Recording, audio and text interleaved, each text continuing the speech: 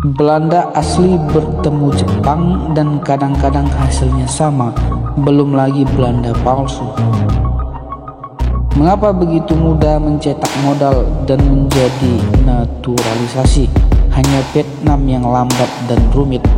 Bek timnas Indonesia Kelvin Perdong berani memasang target tinggi saat menghadapi Jepang pada pertandingan putaran ketiga kualifikasi Piala Dunia 2026 zona Asia. Ia mengincar kemenangan pada laga yang akan berlangsung di Stadion Utama Gelora Bung Karno, Jakarta pada Jumat 15 November mendatang.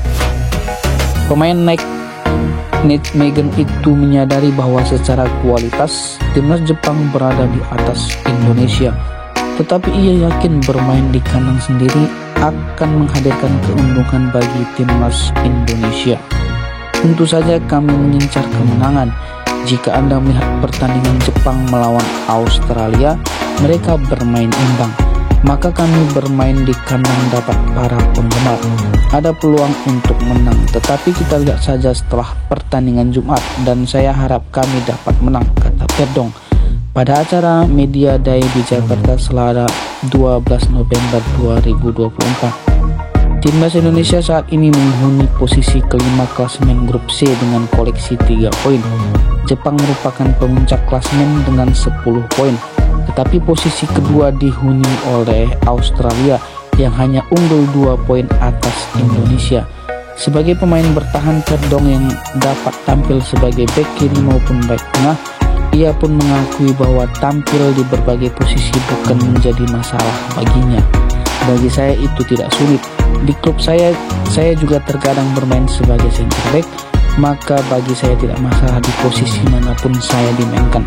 Menurut saya dengan kualitas saya dapat dimainkan di dua posisi tersebut, maka itu bukan masalah bagi saya, ucap pemain 27 tahun itu. Pada pertandingan melawan Jepang, Perdong kemungkinan besar akan bertemu rekan seklubnya yaitu Koki Ogawa. Ia mengatakan telah beberapa kali bergurau dengan Ogawa perihal Indonesia versus Jepang. Ya, tentu saja kami saling bergurau. Dengan Ogawa, saya bilang ke dia bahwa saya akan menyepaknya sehingga ia akan cedera sampai kembali ke klub. Tapi itu hanya lelucon. Juga dengan pemain Jepang lainnya, mereka bergurau tentang pertandingan ini. Semua orang akan menyaksikan pertandingan ini, tapi kami tidak pernah bicara tentang taktik, hanya tentang pemain dan tim. Maka taktik dan strategi itu akan menjadi kejutan bagi mereka, ujar Perdong. Laga Indonesia versus Jepang pada lanjutan kualifikasi Piala Dunia 2026 menjadi sorotan bagi media Vietnam. Berikut komentar rakyat Vietnam terkait pertandingan Indonesia menghadapi Jepang akan diadakan pada Jumat 15 November 2024. Belanda asli bertemu Jepang dan kadang-kadang hasilnya sama, belum lagi Belanda palsu. Mengapa begitu mudah mencetak modal dan menjadi naturalisasi?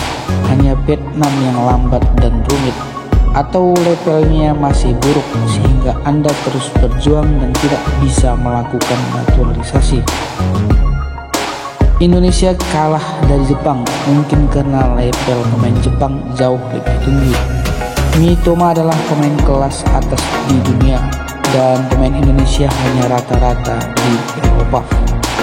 Indonesia baru kalah dari China sampai patah muka, lalu bagaimana bisa kalahkan Jepang? Indonesia menggunakan kebijakan Tiongkok, tidak peduli itu kucing putih atau kucing hitam. Yang penting bisa menangkap tikus, maka itu kucing yang baik. Sangat mudah untuk dinaturalisasi di Indonesia. Jepang belum menaturalisasi siapapun untuk bermain di tim sebaik itu. Vietnam juga dinaturalisasi, tapi mereka yang mendambakan dan mencintai negara Vietnam, sehingga pantas mendapatkan imbalan. Bukan seperti Indonesia yang mengimpor secara besar-besaran. Apakah mereka menghormati negara Indonesia? Bukan. IMF harus melihat Jepang dan Korea dan belajar meniru Pak. Indo memerlukan biaya dan tidak menghasilkan apa-apa. Saya pikir sepak bola Vietnam harus diperkuat dan diperluas untuk belajar dari sepak bola Jepang, karena mayoritas pemain Jepang adalah keturunan Jepang dan kemudian berangkat ke Eropa untuk berkompetisi, bukan dinaturalisasi dari Eropa seperti orang lain. Jerman dan Spanyol, Jepang pun tidak takut, apalagi Belanda dan Asia Tenggara.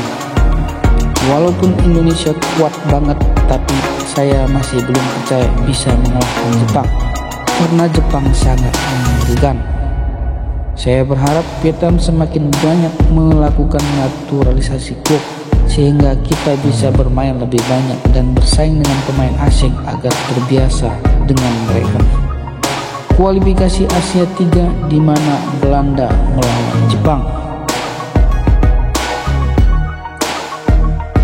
Kita punya banyak pemain Indonesia di luar negeri, tapi di Vietnam butuh waktu lama untuk menjadi pemain naturalisasi. Mereka CBI dan bekerja sangat cepat. Jepang menunjukkan ketangguhannya sebagai pejuang samurai. Setelah Indonesia masuk ke warganegaraan itu semudah sarapan, sedangkan di Vietnam masuk ke warganegaraan itu seperti masakan campur aduk. Sebenarnya tidak ada yang terlalu buruk dari tim Jepang saat ini. Tidak ada bintang sepak bola Jepang yang bermain di Eropa, dan sebagian besar pemain Jepang bermain di klub-klub kelas menengah di klub yang sangat rata-rata di Eropa. Tetapi kekuatannya luar biasa. Salah satu keunggulan tim Jepang adalah pemahaman mereka satu sama lain dan chemistry dalam setiap sepak bola dan setiap operan ketika para pemain telah berlatih bersama untuk sementara waktu, dan itu adalah ikatan penting yang membantu tim-tim Jepang sangat kuat, dan sebaliknya. Itu juga menjadi kelemahan Indonesia yang fatal ketika kelompokan serta koneksi dan pemahaman antara asing. Naturalisasi Indonesia hampir nol, padahal kualitas tentara asing impor bisa dikatakan berkewarganegaraan Indonesia meski bisa menyamai skuad Jepang. Namun jika pelatih Shin Tae-yong punya strategi bermain yang masuk akal dan pemain Indonesia bermain dengan performa 100%, maka kemampuan Indonesia akan menciptakan kejahatan cukup mumpuni terkejut dengan prajurit samurai. Mungkin akan lebih baik bagi Indonesia untuk mendapatkan lebih banyak striker. Mudah 3 gol untuk Jepang. Sekuat apapun Indonesia naturalisasi akan bertahan, Jepang tetap mumpuni untuk mencetak gol. Pertandingan satu arah sangat bersemangat. Hanya berharap Jepang menang besar dan Indonesia tamat. Tapi akhir-akhir ini dia sering mengolok-olokku. Kita harus mengganti presiden sepak bola, memperluas naturalisasi pemain. Hanya dengan begitu kita bisa berharap sepak bola Vietnam bisa berkembang. Saya terkesan bahwa Jepang adalah tim yang penuh dengan bintang-bintang di Eropa, berkualitas, dan saudara-saudara mereka di Indonesia semuanya pemain naturalisasi yang berkualitas. Dengan begitu kita bisa bermain melawan Indonesia lagi. Jujur saja banyak orang yang hanya melihat bahwa Indonesia adalah hibrida Belanda yang dinaturalisasi dan melebih-lebihkan Indonesia. Sekarang Indo di Asia Tenggara mungkin kuat banget, tapi belum tentu bisa mengalahkan Thailand. Apalagi Jepang yang penuh pemain yang bermain di klub-klub besar top Eropa dengan World Cup. Jika Indonesia hanya perlu mencetak 1 gol ke gawang Jepang, itu sudah merupakan keajaiban, dan menang melawan Jepang hanya ada dalam impian masyarakat Indonesia. Biarkan saja, dengan begitu Vietnam punya motivasi untuk bangkit. Saya berharap Indonesia menang agar Asia Tenggara punya peluang ke World Cup. Jepang bentrok dengan Belanda.